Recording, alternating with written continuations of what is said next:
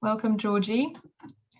Hi, everyone. My name is Camille. I'm the head of content and programs at PressPad, and I will be your host today.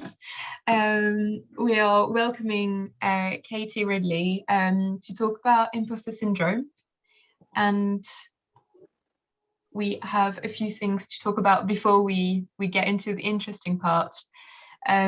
So first of all, I'll be putting a link to auto subtitles in a second, and also be activating the subtitles on the Zoom.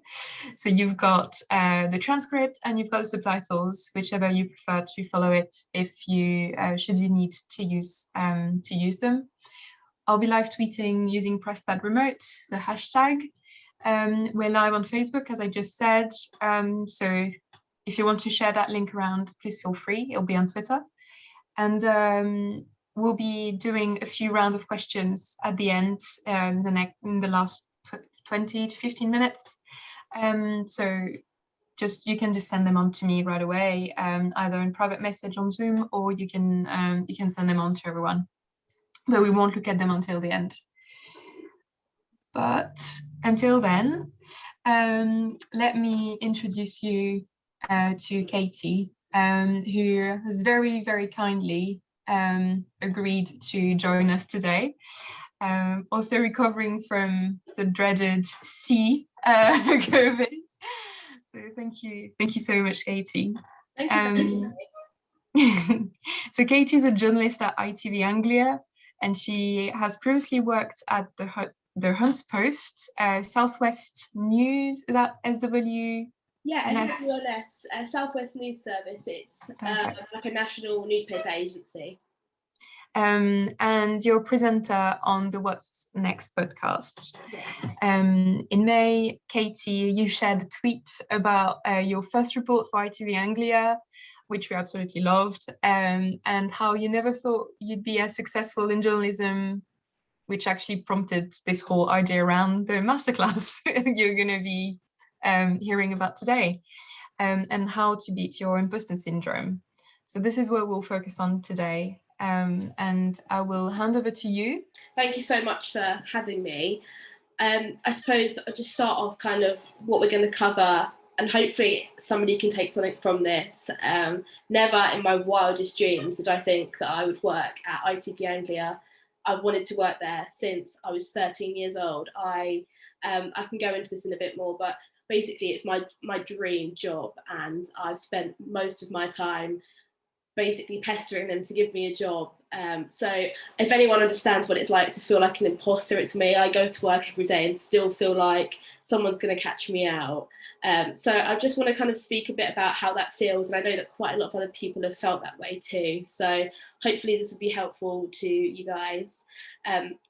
So basically I was going to start with what is imposter syndrome and kind of them feelings that we have. I think it's quite a normal feeling to have, but I don't think that a lot of people actually speak about it. I have gone through the whole of my career, from starting at school to now, feeling like I probably wasn't good enough. Lots of different factors that kind of contribute to that. And the way that imposter syndrome works, basically you feeling like you're an imposter and someone's going to catch you out at any point when you're at work. So some of the kind of things that you can feel is you can be blaming yourself. A lot of the time when things go wrong, we all make mistakes at work. Every single day we all make mistakes, but you blaming yourself and you're quite hard on yourself is one of those things that if you feel that way, you probably are kind of suffering with this as well. Attributing your success to external factors. So when something goes right for you, thinking, oh, well, it was because this person did this for me, or this person's been pushing me, or, you know, because this person wasn't there to present, so I've had to step in. Always looking at a way to kind of give that success to something else instead of sitting there and saying to yourself, actually, that was me that did that for myself, and well done to myself. And things like always trying to overachieve, self-doubt, inability to really assess your skills and competency at work. So if somebody says to you, can you do something? Say, for example, in my job, somebody might say, can you edit an interview for me?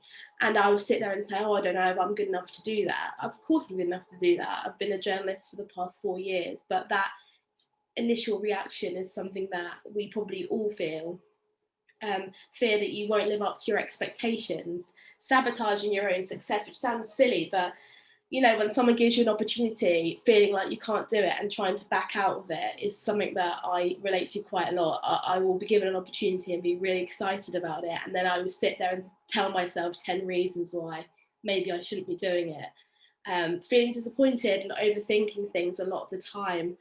These are all things that I think quite a lot of people might relate to, and it's something that we all have to go through when you're at work, but sometimes it can really affect your progress and your success. So I'm hoping that by even pointing them out, if you feel like you have felt like any of those, then you'll understand that you're not alone. There's been plenty of times in my life where I felt like an imposter, and I feel like an imposter sat here in front of you now being asked to speak about this, because I'm like, little old me, what would I have possibly got to say to anybody? And there's a few pictures up there which might not make any sense, so I'll explain them a little bit. Like I said, I started off, I wanted to be a journalist since I was 13 years old, and I wanted to work at ITV Anglia since then. I was, the BBC came into my school one day and we did a school report, and then since then I've just been in love with journalism. That's all I've ever wanted to do. But when you're at school, it's very difficult to do anything about journalism because there's never any subjects to learn, no one's interested. I spoke to my teachers when I was at school about what I wanted to do, and I was told I would never make it because journalism was going to die, and I wouldn't work very well under stress at the time. And since then, that has been repeated in my head, like, you're not going to make it. My first ever journalism job, I worked at a South West News Service, which is a national newspaper, and there I was like the best thing ever. I hadn't even finished uni, and I was just about to submit my dissertation, and I got this job offer in Cambridge, where I used to live, and it was to work on national newspapers. I would do my own stories. I would be in every national newspaper, and I just couldn't believe it. And it wasn't what it turned out to be, and it was really hard. And when I worked there, I was constantly made to feel like I was an imposter. And since then, there's been many times in my life where that narrative has continued. The first picture up there, which says the Hunts Post appealed to give Les a fitting final send-off, was my first ever front page. And it was honestly the best day of my life when I got my first ever byline on the front of a newspaper. I went to school where the Hunts Post is in Huntingdonshire, and to know that some of my teachers would get that through the front door and see my name on the front page was something that, to me, was just insane. And still to that day, that is one of the best journalism kind of things that's ever happened to me. Then the second picture that says brutal murderers was a court case that I was going to at the time. I absolutely love court reporting, and I'd go along to these court cases, and it's really, really intimidating. You'd walk in, there's lawyers, solicitors, you've got to know your stuff. Lots of people don't want court cases to be in the press, so they try and manipulate you to not report on it or scare you. You really have to know your stuff. And I sat through this court case for 7 weeks, and that court case there actually ended up on 24 hours in police custody. And that was a time where I felt the whole time I was there that I was going to be caught out, and that I was going to make a mistake, and I was going to collapse the trial. And it was actually when, at the end of the court case, one of the police officers and the family came over to me and thanked me, that I realised that, okay, I'd done a good job, but why had I done a good job? Was it all these other fantastic journalists around me helping me? Why had I done that? So that was another time where I felt like an imposter. The other picture there is my first day at ITV. I got the job mid-pandemic, actually the first week of lockdown. So I was sat in my kitchen at the time with my ITV mug. That's the first day I got the job. And I promise you, that was probably the best thing that's ever happened to me. And I couldn't believe that they'd given me this job. And because I think I'd applied for ITV, I think it's something like 19 times, and I'd applied to be at the BBC, that's the same amount of times, and I just was getting rejected. I've done it since I was younger. I couldn't believe it. And on my first day at work, I'm thinking, am I good enough for this job? Am I going to be able to do it? And then the bottom picture there was me interviewing the Brownie brothers when I was at uni still, same principle. God, are they going to find out that I'm not a real journalist? I'm just a student journalist or whatever. They had no clue. They had no idea who I was. And then the bottom picture was when I got to go to Stansted to see Donald Trump. And there was every single member of the press there you could possibly think of, and little old me from a newspaper with my little notebook and pen and my iPhone turned up and couldn't believe that I was there and Donald Trump was going to be, so close to me, and this was a really big moment in time. And there's going to continue to be opportunities where I turn up to something and there's going to be all these big members of the press there, really high-end names, and I'm going to have to work alongside them and pretend that I know what I'm doing. And they're just a small handful of moments I can remember where I felt like an imposter at work, and I felt like I'm not good enough and I'm going to be caught out. And I promise you, all of those times, everything went smoothly and swimmingly. And that's just proof that sometimes what we're feeling isn't always exactly the truth. And so why do we feel this way? There's quite a few different reasons. I mean, I've spoken about how ambitious I was. Since I was young, I've always wanted to work as a journalist. And to me, it's the best thing in the whole world. I'm so passionate about it. And so if you're that ambitious, sometimes when you actually make it and you cannot believe that you've made it to where you want to be, even if it's the smallest of steps, this job that you want to get, you get it. You're sat there thinking, oh my gosh, I've got this job now. People are going to find out. So that ambition sometimes isn't always the best thing for you, because you then thinking, this is all I've ever wanted to do and I can't believe I've made it. Gender can play a massive part in it. It's not, it's no secret that in the journalism industry, it's not equal. Females in newsrooms, strong females in high-end positions in newsrooms are very rare to come across. And, female editors, there's more of them these days, but there's still hardly any females out there making big decisions right at the top. And that plays a big part in how you feel in the workplace and how other people make you feel. And you've got to know that if you're a female, apologise if there's males watching, but if you're a female, that you've got to do this for the other females in the newsroom and the females that are going to come up from, that are going to come after you. And that can play a big part in it, especially within news. Your background and your education. A lot of people in journalism are lucky enough to be privately educated or to come from a background where they've known somebody that works within the industry. And that's brilliant. But that's also when you come in through a background like me, where I went to just a normal school. I didn't get the best grades at school, didn't do that great. And I got to where I want to get to, and I haven't come from a place of privilege, and I don't sound the same as other people, and I don't look the same as some of the other people there. That can play a big part in it, and I know ethnicity as well can as well. There's lots of minority pockets of people within the industry, and when they do make it and they are, singled out, they feel like they shouldn't be there. So background in education can also make you feel like maybe you shouldn't be in the position that you're in. If you've had any bad previous experiences, like I said before, my school told me not to be a journalist and said I wouldn't make it for a lot of reasons. I am dyslexic. I don't sound kind of how you would expect somebody on the telly to sound.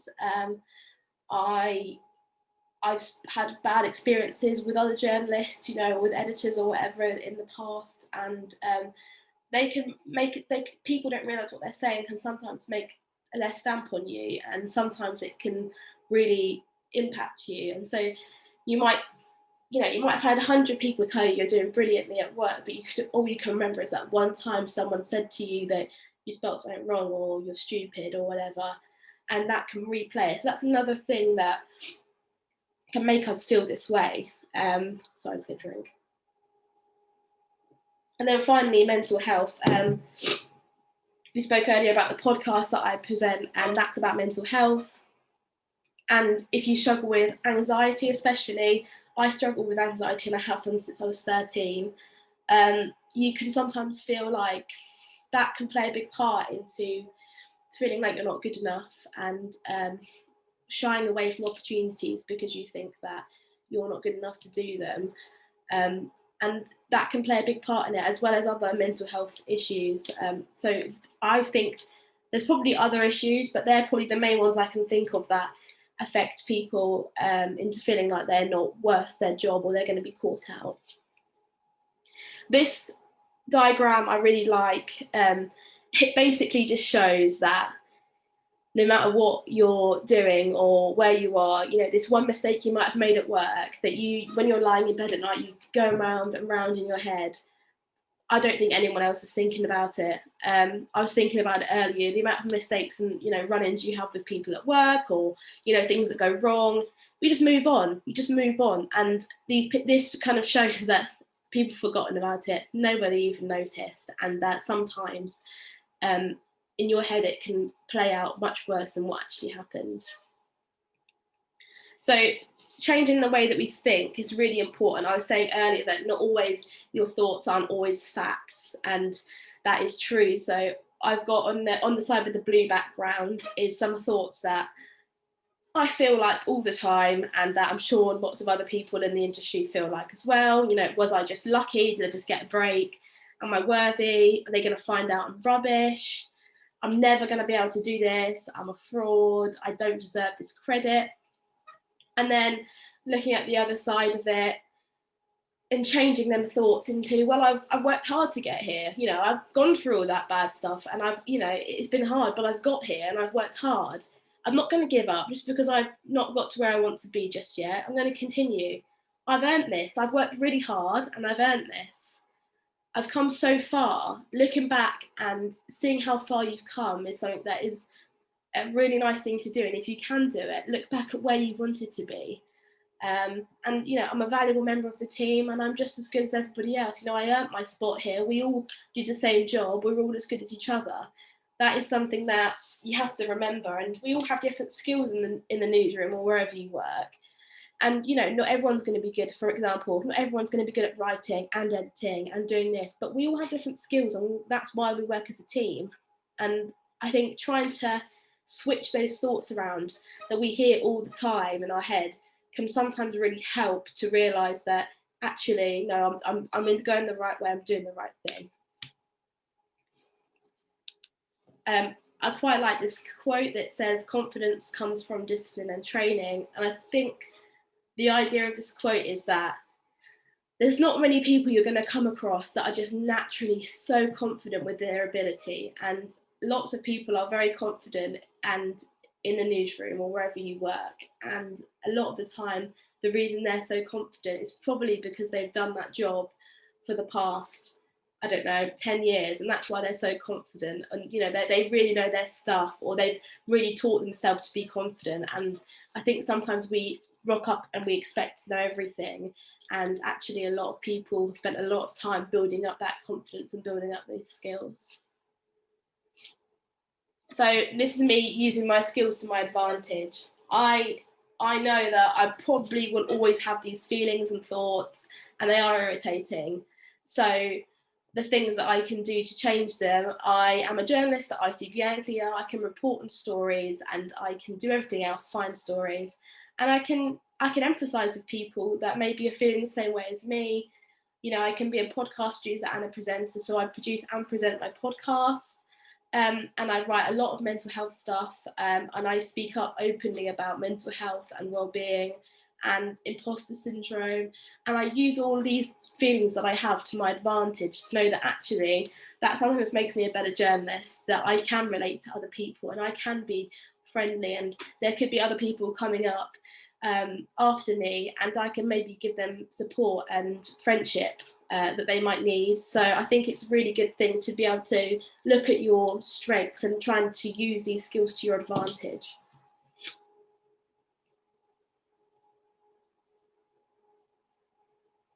Ways to get over how you're feeling. There's probably many ways you can get over it, and I can relate to you that some days you might go to work and you think, yeah, I've got this, and then other days you're thinking, I can't do this today. The first thing I'd suggest you do is break the silence. You know, speak to other people around you about your confidence issues. It's I bet you will find a lot of other people that feel exactly the same thing as you do, especially if you are going into journalism. It's such a high pressured competitive industry to get into that I think a lot of people feel the same way and feel that they've got a job over somebody else, and how did I get this job, and how am I here, and you know. So I think it's really important to speak up about it. If you've got a manager or a friend at work, or if you can just make it an open conversation, then I think you'll find that a lot of other people are feeling exactly the same way. I was speaking earlier about separating those feelings from facts. Understand that what you might feel a lot of the time isn't actually what is true. For example, I make a mistake at work, I spell someone's name wrong or something like that. It happens all the time. And then me sitting here for a day thinking, I'm no good. I'm never going to be able to write an article again. I'm never going to be able to do that. And when actually everyone's forgotten about it, and it happens all the time. So you can acknowledge those feelings, but trying to separate those feelings from the facts could really help you understand that not everything you're feeling is true. Look at the positives. You should be able to take positives from how you're feeling. I was just talking earlier about using my skills to my advantage, and I know for a fact that being somebody that struggles with confidence issues will help other people in the future. And I can speak up about it because I've got a voice, like I'm speaking up now about it, in the hope that other people will take comfort from it.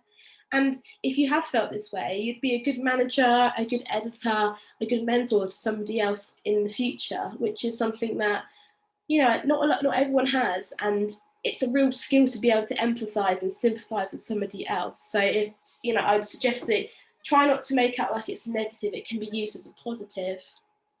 Understand that we all fail every single day in news and journalism. We make so many mistakes. There's so many people involved, such a high pressured environment. We're bound, things get done very quickly. We're bound to make mistakes. We all do. And that's absolutely fine to make mistakes. You know, there's people I work with that I've worked with for 20, you know, that worked there 20, 30 years, and they still make mistakes, and that's completely fine. So understanding that we fail, and instead of sitting there and wondering, like, and being worried about, oh gosh, I've failed again, or I've made this mistake, just acknowledge it, say, sorry, I made a mistake, and move on. Because you're going to make one mistake, you're going to make hundreds of mistakes in this career, and it's completely fine to not feel and not beat yourself up about it. Rewrite the rules. Like I was saying earlier, if you don't understand something or what's going on, or someone's speaking to you in a different language, then ask. When I started I've gone from newspapers to TV journalism, and it's a completely different ballgame. In newspapers, you find your own story, you interview for your own story, you write your own story, you put your own story on the page of the newspaper, it's all yours, done. In TV, you basically don't do that. You might find the story for somebody else to go do, and then they might pass it over to you at the end, and you might edit a bit of an interview in for them, or you might write them something. It's a lot more of a team effort in TV journalism, and they all speak in a completely different language. And when I started during the pandemic, everybody was calling things all sorts of names, all sorts of abbreviations, depending on how old you are, depending on what generation you're from. It was completely like everyone was calling different things. And I just have to ask, what does that mean? I don't know what you're talking about. People would then say, oh, I haven't explained that to you, that's why. So just asking and owning up and explaining, I don't actually know what you're asking me to do. And then sometimes someone will say to me, yeah, you do know, you do know how to do that because I've seen you do it. And you will say, oh, okay, yeah, I do know, you're right. And then the last one, reward yourself. Break the cycle of looking for other people's validation. I'm really guilty of this, that I don't think I've done good enough until someone says to me, well done, you've done really well. When you've had a really hard day and it's been really tough, and you're waiting for a message or an email to say well done, why are you not just waiting to say well done to yourself? Validate yourself for everything that you've done that day, and if you think you've done something well, reward yourself. You shouldn't have to look for other people's validation. And I think once we learn to, be our own biggest cheerleader, then you'll find life and work a lot easier. And I know that's something that I need to work on too.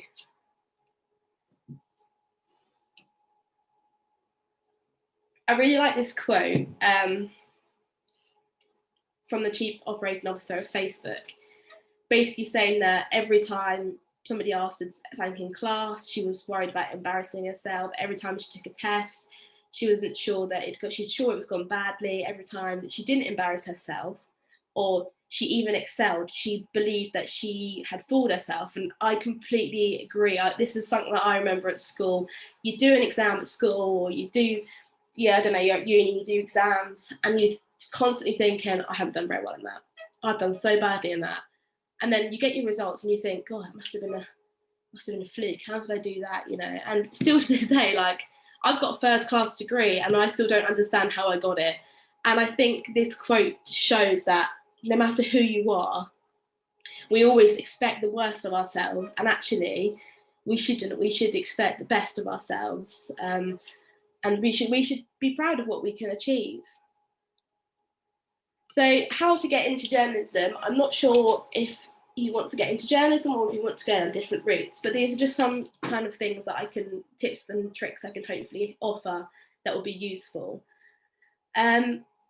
Journalism is all about passion, and not many people make it that aren't passionate. And that separates you from other people. So if you have interests, start your own blog. Start your own blog. Be active on social media. You can go to court cases in your spare time. If you want to go to a local newspaper, which is probably the best place to learn, anyone can go to a local court case. Anyone can. So you can go to court cases, start a YouTube, TikTok. Make sure you're networking. So come to events like this where you might meet other journalists. Volunteer at your local radio station. Keep in touch with people because you never know when they might be useful. I got my job at ITV Anglia because I was working one day on a report. This girl where I live had been eaten by a tiger at a zoo. And I was in my first job and I'd been sent down there to cover it. And I met a cameraman called Gary. And he worked at ITV Anglia. And I said to him, that's my dream job. I don't like this job I'm doing. I really want that job. And since then, I've kept in touch with him. And I've gone out, I'd be like, let me come out with you. I'd book a day off my actual job and be like, let me come out for a day with you. Now he's a camera operator at ITV Anglia and he helped me on my first report. And I kept in touch with him all that time. And I really appreciate people that do stuff. And I bet you if you kept in touch with journalists from wherever you'd want to work, they would be happy to help you because they've all felt the same way. So definitely networking with people, meeting other journalists, interacting with them, and most people will be really, really happy to help you. So how do you get to where you want to be? That first picture there from 2009 is when I had BBC come into my school. That's my first ever press pass. And then this one at the end of 2020, which is when I started Anglia, is my ITV press pass. And still to this day, I cannot believe I get to walk around wearing a press pass that says ITV on it. The world will knock you down plenty. You don't need to be doing it for yourself. And you have to be your biggest cheerleader. And I wish I could say to you that it's really easy to get to where you want to be, but it's definitely not been easy for me at all. I think if you love what you want to do, you will do it. And you can't let this little person in your head tell you that you're not good enough. You must continue to believe in yourself, because at the end of the day, if you don't believe in yourself, then other people probably won't be able to. So I think you have to just work as hard as possible, but make sure that you're as confident as possible. And I tell you, the one thing that I do is you just got to pretend that you're confident. You just got to pretend like you know what you're talking about. You just got to be as open and honest, but try and pretend that you're confident, because a lot of other people are doing the exact same thing as what you're doing. So I think I've covered everything. Sorry if I've blabbed on for too long. No, you've been perfect. I just wanted to be like cheering you on all the way. Great, let's just see if we've got any questions from the audience on Zoom, and I'll just have a quick look through on Twitter as well. In the meantime, while the questions arrive. Would you like to talk to us a bit more about, I think, the difference between how you feel like you have to be more confident in an interview or something like that, and then the rest, which is sort of overestimating yourself, I guess. I Yeah. think there's definitely a difference, but it might feel like you're overestimating yourself when you've got the imposter syndrome. So what would be your tip to say, Yeah. okay, Well, realistically, what am I good at? I've been for job interviews. I've done so many job interviews, and a lot of people have said, and I felt like a bit of an idiot in them because I felt like, God, I came across really cocky there, like, oh yeah, I can do that, I can do that. And the feedback from the interview has been, you weren't confident enough. You weren't, you didn't sell yourself enough. So I think, however silly you feel, and I've had this experience with, I've taken me so long to get this job that I've got now. I've done so many interviews. I think however silly you feel, I think in your head it's probably times 4 worse than it actually is. And you're actually probably just being confident. A job interview basically is you selling yourself, saying to an employer, That's so true. You should hire me because I'm the best person for this job. That's what you're there for. That's what they're expecting you to do. So I think that as long as you're right about what you're saying, and the thing is, I've got all the proof to back up that I can do all this job. I've got all this experience. It's just me that holds me back. So I think just being as confident as possible. Don't feel as silly as you might feel. I think in your head you feel a lot worse trying to sell yourself. I think we especially being British, we don't like to talk nice about ourselves at all. And we don't like to say what our skills are. It's like one of those things we just don't do. And I think actually, if you can be as confident as possible. That's what you're there to do. And I think a lot of the time they know if you've gone, they know if you're being ridiculous. But I don't think we have that problem. And I think you're in this industry, it's so competitive. You're up against so many people that you have to just be as bold and brave as you can, and just be as confident as you can, and just say to them, I am the best person for this job. You will regret it if you don't hire me. And I'd been for a lot of interviews for the same role, and they said to me, oh, you're back again. Why do you want this job? And I just said, I will do these interviews until I get this job. We can just sit here all day, every day and do these. I will continue to be back until you give me this job, because this is all I want to do.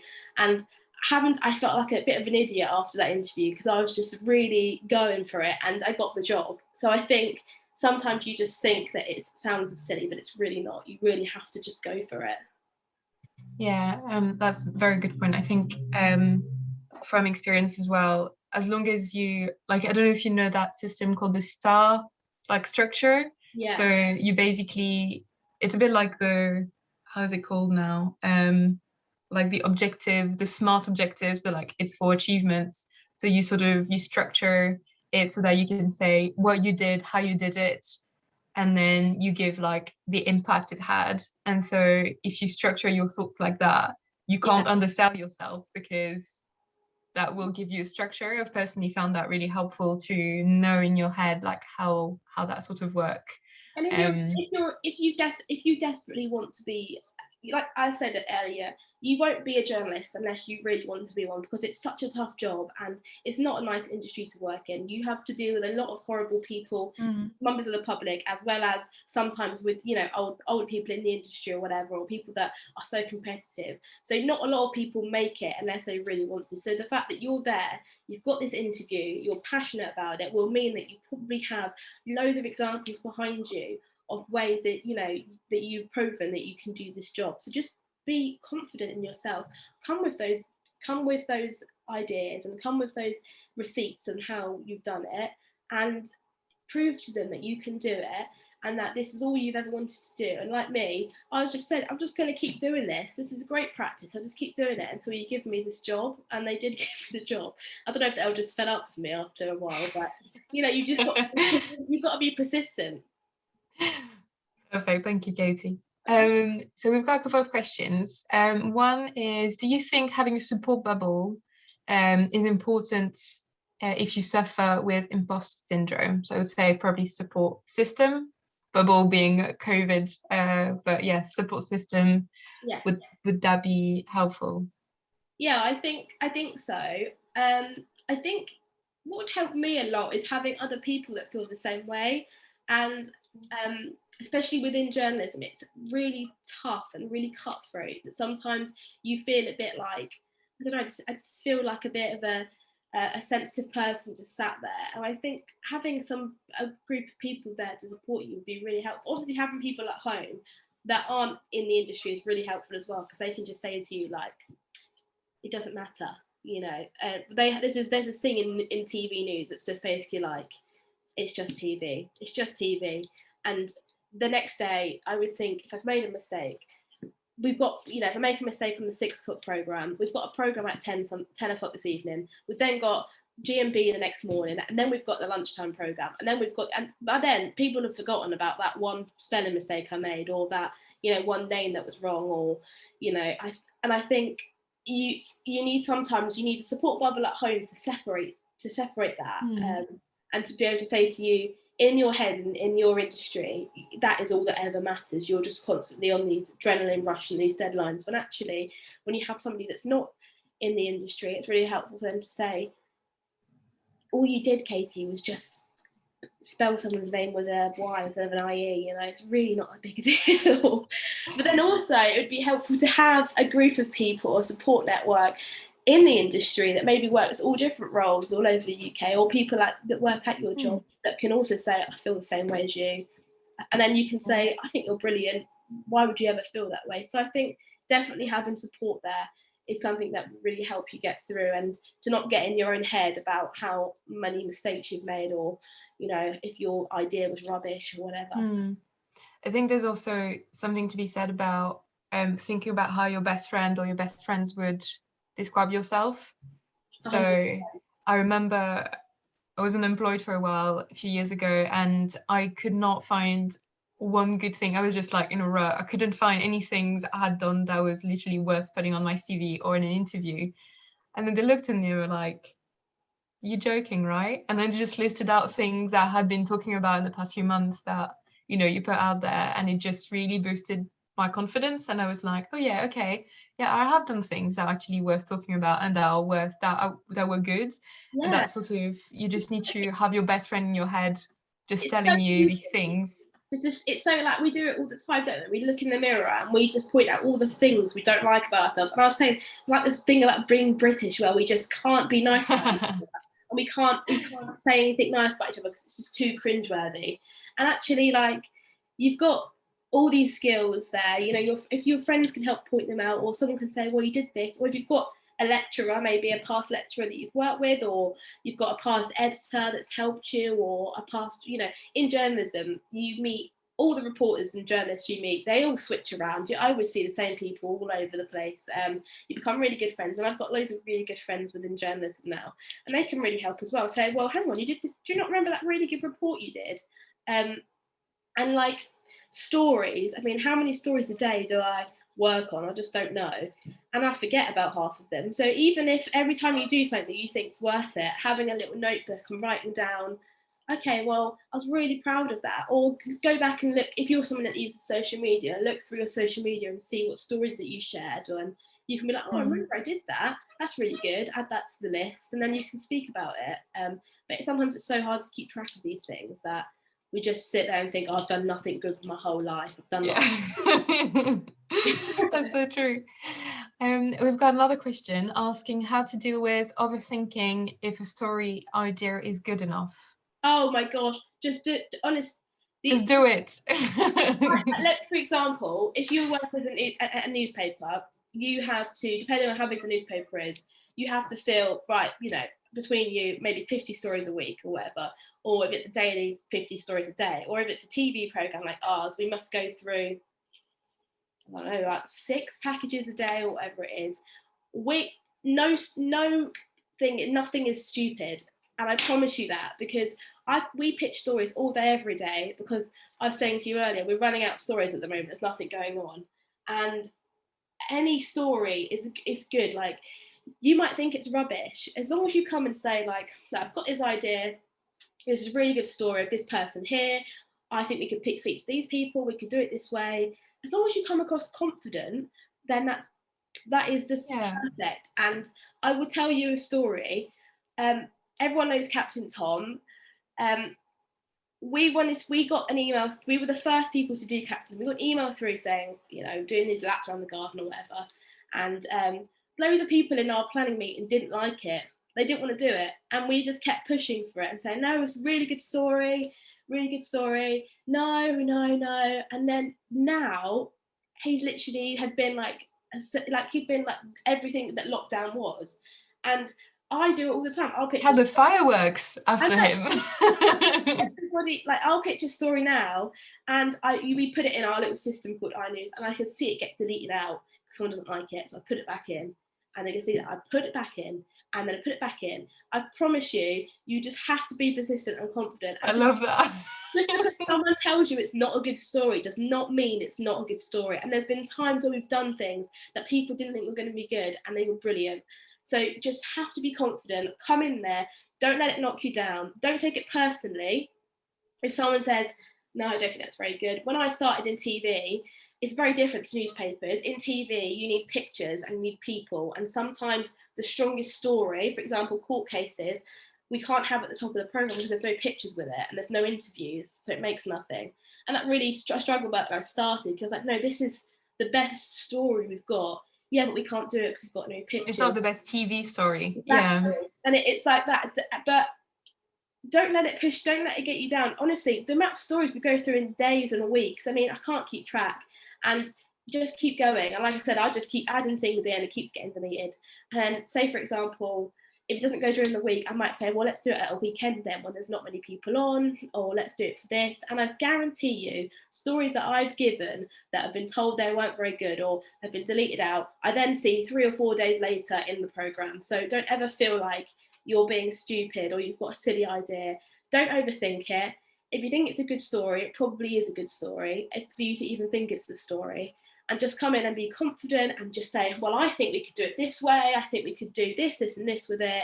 That'd be really helpful. And yeah, brilliant. I mean, newspapers especially, they just love most stories. You know, you can see, I mean, I've done stories about someone who lost their parrot before, you know, all these random stories, but don't ever feel like your story is not good enough, because you could be sat on the next Captain Tom, and because you're not confident enough to say anything, you might be sat on that, and that could be your big break. Totally. And also keep it simple. I'd say if you're overthinking it, you're likely to be adding a lot of fluff. And that's not going to help you sell your story. Just be straight to the point. I think this is a great story because of so and so. This is timely because of so and so. And we should do it this way. And I should be this person doing it. Yeah. Like, and then if someone says, oh, that's a good story, why don't we do it this way? Be like, if you think that's good, say yeah. But if it's your story, then don't sit on any more stories. Whoever said, keep totally. we go through that we've got a commissioning workshop where we review pitches with commissioning editors, and the biggest learning for everyone every time is just keep it simple. They just literally shorten the pitches to just 2 paragraphs, because that's the ones we receive are usually a page long, but it's just too much, and you're giving too much out there, and it usually shows you're not confident in your story.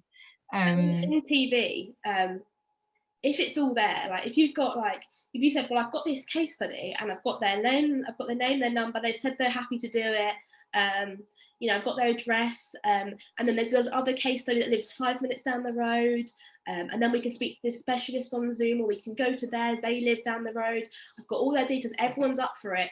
I promise you they're not going to say no, because they'll probably be desperate for stories. Especially in summer. Exactly. And they'll think, well, it's all there. They've said, you know, and they'll say, yeah, go ahead and do it. So don't ever feel like you haven't got the confidence to do something. Lesson of the day, if it's July and August, just get your stories out, because they'll be angry for that. Anything, yeah. Perfect. We've got another question, this time a bit different. Where is it? Over here. how did you go around when your school was telling you you would never be a journalist? I guess it sort of referred to what you were talking about with the BBC that came around. Did they tell you before? Did they tell you after at school? And then how did you react, and Yeah. what was your driving force behind that? So they came to our school in like year 8 or year 9 or something. It was a BBC school report. I can't remember much of it, but I just remember that was it. I always wanted to be an author when I was before that. So I knew that I wanted to do something with writing, and I was like, this is it. This is all I want to do. This was so fun. I think we got to do our own little report. And then I kept saying like I want to be a journalist, and everyone would be like, oh, just go to uni and they kept saying to me, go to uni and do English, because then you can do other things with it, whereas if you do a journalism degree, you can't do anything else but journalism. And I was saying like, I don't want to do anything else but journalism. And then it came to the time where we'd had to pick our options and apply to university. Like I said before, I don't come from a really like amazing background. I'm just a normal person. No one had been to university in my family, so I had no idea about it. And I was looking around universities, and then it was one of my business teachers at the time said to me, what do you want to do? And I said, I'm going to do journalism. And he said, I think you should do business because you don't work very well under pressure. And I just said, well, I don't work well under pressure at school because it's boring. Or I said something like that, I was just like, that means nothing to me. And the whole time at school, I was always that person that was just there. And I was always, no one ever really believed in me that much. I was diagnosed with dyslexia and all the rest of them. When I was at university, no one at school picked up on the fact that I had dyslexia until I went to university and someone told me that they thought I did. And so I've always felt a bit let down at school. Loads of my teachers just didn't want to. I just think people thought there was this narrative that newspapers were going to die, and then that was going to be it. And I remember one of them saying, "You're not. Newspapers would be over by the time you finish university. There won't be a thing." And I was like, whatever. And then the more I looked into it, the more I was like, I can't do anything else at university. I don't want to do anything else. So one of my teachers, called Mr. Donnelly, he sat with me at lunchtime and did my personal statement for university. And then I went to university and I got a first class degree. I did really well for somebody that didn't do very well at school, wasn't interested in anything. I wasn't badly behaved or anything. I just didn't feel much of a spark. And I felt like at school, they only cared about people that were really, really intelligent and that were going to do really, really well. And university was just the best thing that ever happened to me. I was on a journalism course where it was practical. So we did radio, we did TV, we did all these really amazing things that I just thought was amazing. I did a placement at the Yorkshire Evening Post because I went to university in Leeds. And I loved that. And it was just such a good opportunity. And then one day I got an email, and then I got my job at the Hunts. But I got my other job, and I got my job at Hunts Post, which I absolutely loved. My local newspaper job, absolutely loved that. That was something that gave me so much confidence. I was really confident when I worked there. I could do anything because it was such a small patch and such a small field. You felt like you could really take over. And then one day I got an email from one of my teachers saying, just had your newspaper through the front door with your name on it. I always knew you'd go far. And it was a teacher that helped me write my personal statement. And that to me was like the best thing ever. And I just thought, imagine if I'd listened to all these people about not being good enough, I would never ever be where I am right now, and somebody else would be. And so I just use it as a driving force, really, just to tell people that if you really want to do it, you don't have to listen to all these people that are telling you not to do it. And there will be people out there that believe in you. Like some of my lecturers really believed in me. My teacher that helped me write my personal statement really believed in me, and now I'm doing what I love to do. So I think sometimes people don't mean it, but I think sometimes it can really stick with you.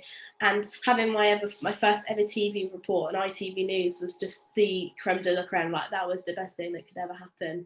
And like I said, like I don't have the voice. I don't sound the same as everybody else. I don't, I'm not what you'd expect, but that's fine because we can all do the job as long as you're good at it. That's absolutely fine. How was your parents' reactions or the neighbors and the family when you first appeared on telly? I can see like, Oh, I don't know, a viewing party or something like that of sorts happening. my parents my parents have literally believed in me from the day to start, and they just said like, you'll always do whatever you're so driven, you'll always do what you want to do. And I think that just shows that you can do whatever you want to do as long as you put your mind to it. But yeah, they were really happy, and it was a really big moment, and it just showed me that this is all I've ever wanted to do, and I'm here now. So other people can definitely do it, because no way would I ever have thought this would happen. Yeah, no, that definitely makes sense. Well, I think if there's any other questions, please feel free to send them now. If not, I'll just be sending you a feedback form in there. And Kate, if you need to go to the next slide, I will just be introducing the rest of the events that we've got this month. And that is not the right slide. Perfect. So coming up next week, we've got the commissioning workshop, which is what I was mentioning earlier, where we've got a commissioning editor coming in and reviewing pitches that you send to us, which is exactly what you need if you are not confident, because we're here to help you, and it's a very small audience. It's up to 20 people. We usually have 5-6 people joining us, and we do it live. So we don't share it on Facebook. We don't on Facebook Live. We don't share it anywhere. We record it so that you can watch it again if you couldn't take notes, but it's not shared around, so no worries about that. And then finally, we just try and give you practical advice on how to do it better, either for this pitch or later. So go through 2 to 3 pitches, make sure you submit it. So you can do that by registering on Eventbrite. We also have next week another Q&A. Every Wednesday at lunchtime, we have an Instagram Q&A. Just 30 minutes talking to a young journalist about their career so far, what they've enjoyed, what they struggled with, what they wish they'd known when they were younger, and just sharing the wisdom, just like Katie's done today. And then we also have another masterclass like every Thursday evening. We've got quite a few coming up. Siren next week, then we've got Lucy Miller after that, so you want to join. And finally, we also have not next week, but the week after, we'll have a speed networking.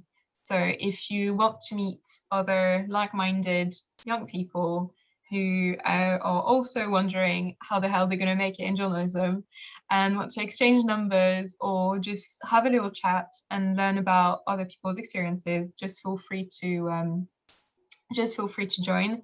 Again, it's on Eventbrite, everything's there. And finally, just before we leave, make sure that you tell us what you thought about this masterclass on Twitter so that we can reshare it. Make sure that Katie gets the credit that she definitely deserves for what she's done today. It was a really good session. You definitely do. You've done a wonderful job. It's been really interesting, and I very much enjoyed listening to it, and I'm sure that everyone who's joined the Zoom today agrees. So thank you so much, Katie. Thank you so much for having me. I hope that was helpful. And if anybody does want to like connect with me or needs any help or advice, then honestly, I'm always. Perfect. Well, we've tagged you on everything. You probably have like about 100 notifications on Twitter. Sorry about that, but it will make it a lot easier to find you. So thank you so much, everyone. Have a really good evening, and I'll speak to you soon. Thank you so much. Bye-bye. Bye.